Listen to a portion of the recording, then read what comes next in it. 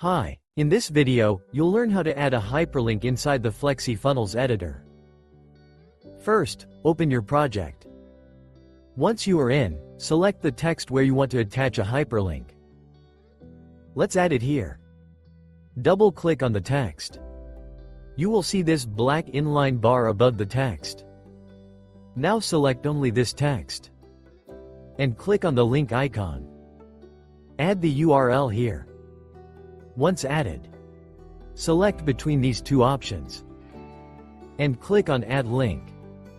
The link has now been added to the desired text.